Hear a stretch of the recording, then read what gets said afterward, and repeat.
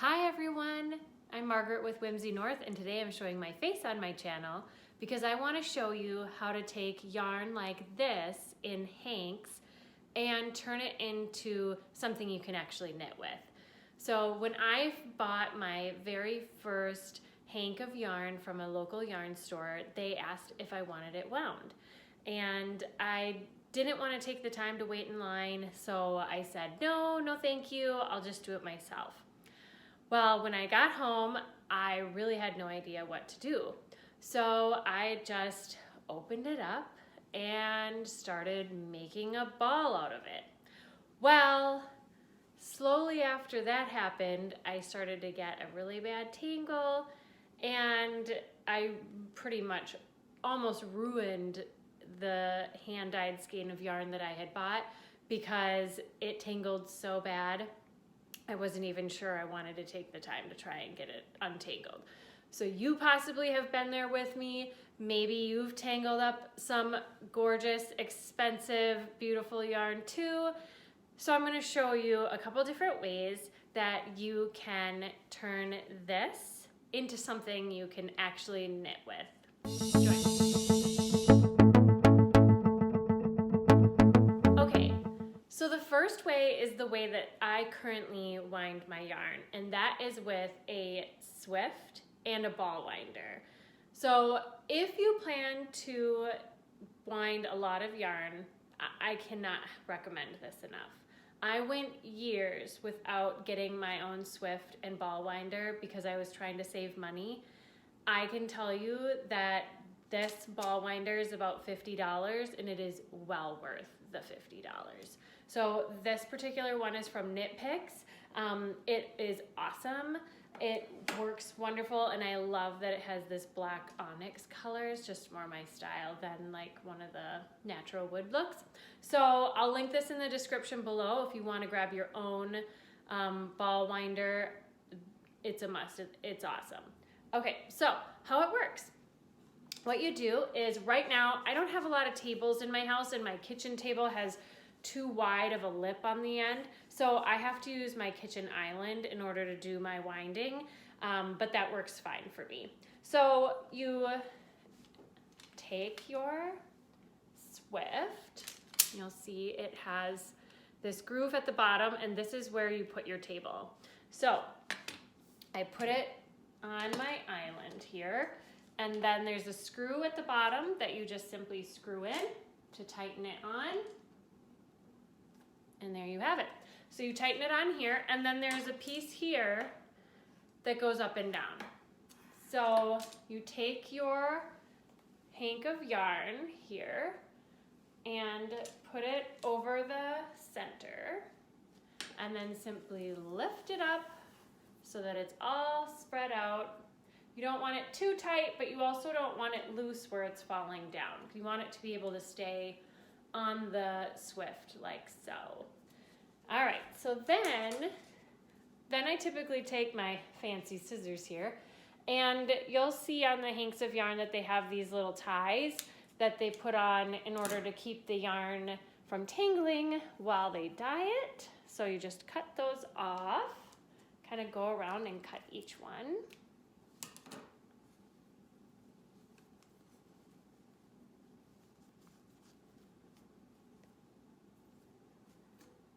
And this gorgeous yarn that I'm using is from an amazing dyer called Pumpkins and Wool. I'm gonna link her shop below. She gifted me this gorgeous speckle and neon pink, my favorite color. These are part of her, she has kits for Addi knitting machines. So I'm doing a tutorial and a design with one, and so using this yarn. Okay, so I got all the little ties, and as I did that, you'll see that the end of the yarn usually a lot of times will be lumped in with one of the ties. So when you cut one of the ties, you'll find the end, you'll find both ends. And so I typically go with the end that kind of ends up being on the outside. So there's this end here, which is on the inside, and then there's this end here, which is more on the outside, and that's what I'm going to use to thread through my ball winder. So I'm going to show you that next. Okay, so you can see here that I have my Swift on one end of my countertop and my ball winder on the other. This is the Stanwood Needlecraft ball winder, and I just got it recently. I upgraded from my Knit Picks one. I loved my Knit Picks ball winder, but I was finding that I was winding so much yarn that I needed something a little bit more sturdy and heavy duty. So if you're looking for an entry-level ball winder and you're only planning on doing a couple skeins, the Knit Picks one is wonderful. I'll link that below. But if you want kind of like a step up, I'm really enjoying my Stanwood Needlecraft, and I'll link that below too. I got it on Amazon. So I'm gonna come a little closer with the camera so I can show you exactly how I set this up. Okay, so here I have my yarn that I'm grabbing from my Swift and my ball winder here.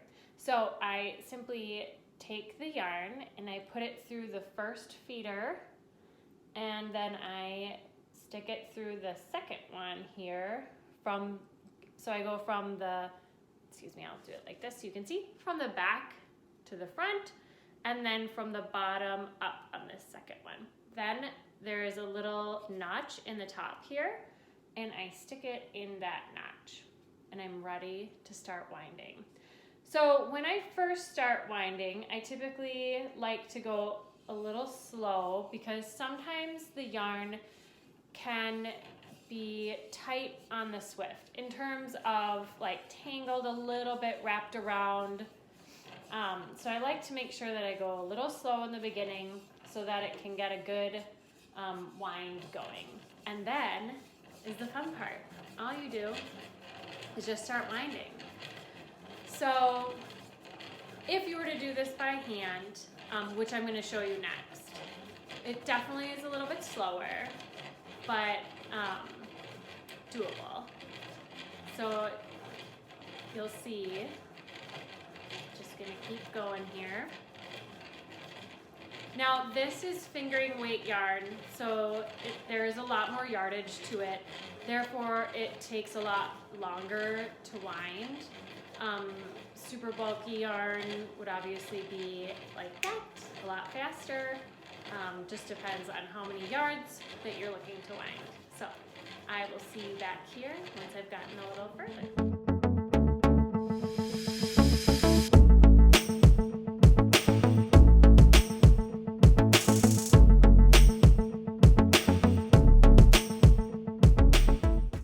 Okay, so once you get towards the end, you just let the yarn finish winding, and now here I have the end.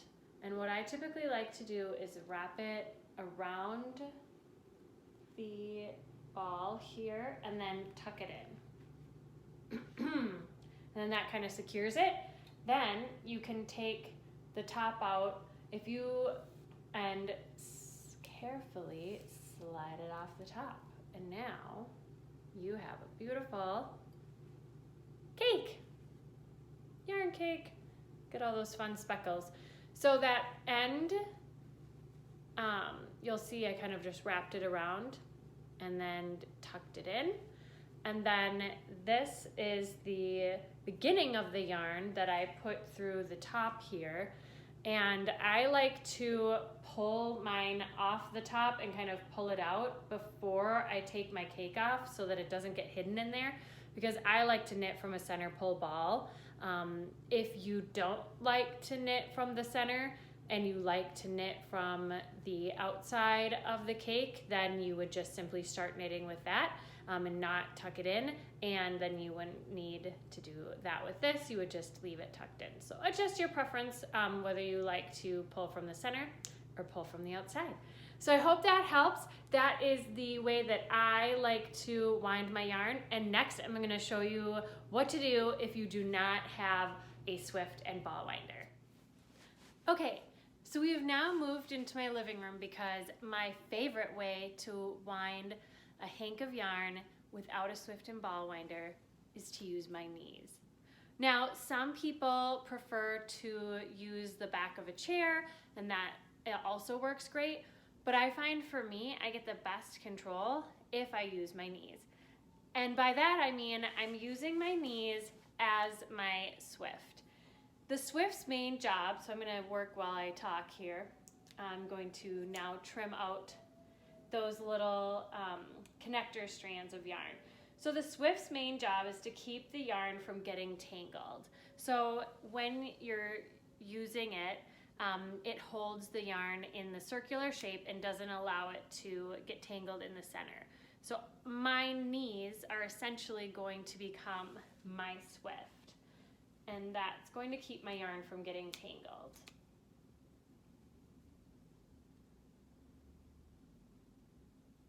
Okay, so I'm taking these out, and then here's the end. Cut that. Okay, so I'm going to find the end of the yarn here. Here it is. Okay, so to get started, what I'm going to do is I need to create a ball. And to do that, I'm going to simply take the end of the yarn and start winding it around my fingers. So I just like to wind it. And as you can see, so I have the yarn over my knees, so you can put your knees up. I'm wearing my super fun Fair Isle socks I just finished. You can put your knees up to kind of control it, or you can put your knees down while you're sitting. The goal is to make sure that the yarn that stays in this circle around your knees.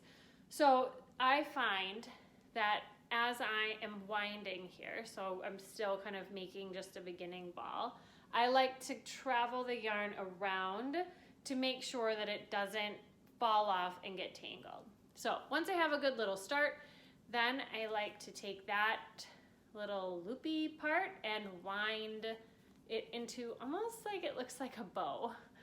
So it kind of looks like a bow here, and that's how I get started. Then I fold that bow over and begin making a ball. So I wind a little way one way, then I rotate the ball and I wind it some more.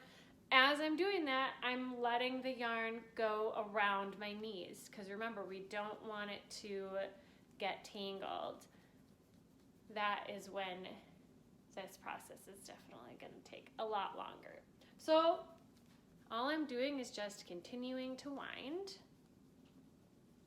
and following the yarn. And sometimes I like to take a little bit off so that it winds faster and doesn't get stuck. And then I'll turn it a little. Sometimes I count to 10 and then rotate it. I like to, see how when I was pulling the yarn, this sneaky little strand tried to come off. You really want to be mindful of that, because if that strand falls down and isn't in its place, then that's when you're going to start to get tangles. So you really want to be aware when you're winding that you're keeping everything in its spot. All right, so obviously, I'm going to put these scissors over here. Obviously, as you can see, this takes a little bit longer of a time than it does to use the Swift and ball winder, but it's totally doable, and knitting and crocheting isn't that fast of a process anyways, so it's all in the process.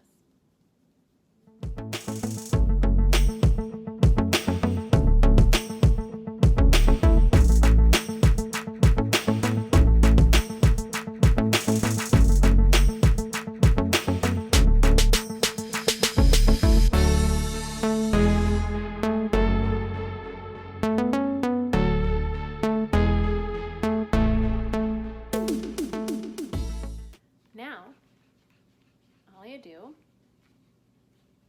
is, ta-da, there you go. And that is your winding without using a Swift and winder. So now there is no way to do a center pole ball this way. You can learn a technique to hand wind a center pole ball. I just am not that fancy and don't exactly know how to do it. So then I just use the tail of my ball.